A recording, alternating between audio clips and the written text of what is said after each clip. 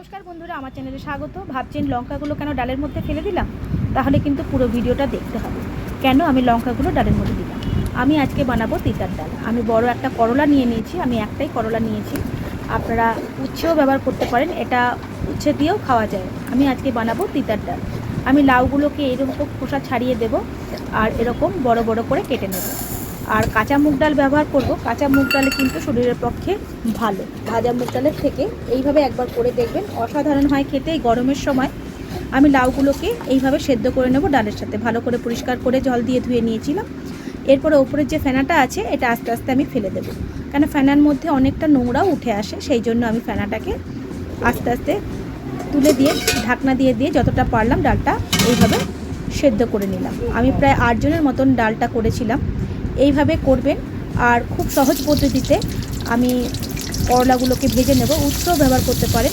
নুন হলুদ দিয়ে ভালো করে ভেজে নিয়ে আমি করলাগুলোকে তুলে রেখে দেবো। তোলা হয়ে গেলে আমি ওই তেলের মধ্যেই সামান্য মেথি ফোড়ন দেব আর দিয়ে দেব তেজপাতা। খুব অল্প তেলই লাগে, ডালের জন্য খুব একটা বেশি তেল লাগে না। আর আদা বাটা, একটু জিরে গুঁড়ো আর দিয়ে দেব নুন আর হলুদ।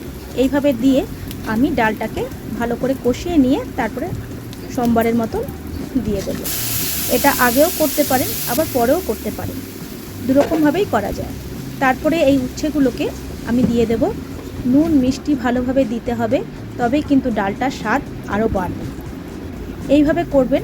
আর আমি তেজপাতাটাকে তুলে দেব আর নামাবার আগে খানিকটা ঘি দিয়ে দেবো। যারা যারা দেখছেন, ফলো করছেন, অসংখ্য ধন্যবাদ। যারা যারা এখনও করেননি চটপট করে ফেলুন। আর কেমন লাগছে এই নিরামিষ ডাল অবশ্যই কমেন্টের মাধ্যমে জানাবেন। আর ভালো লাগলে অবশ্যই লাইক করবেন, সাবস্ক্রাইব করবেন। ধন্যবাদ।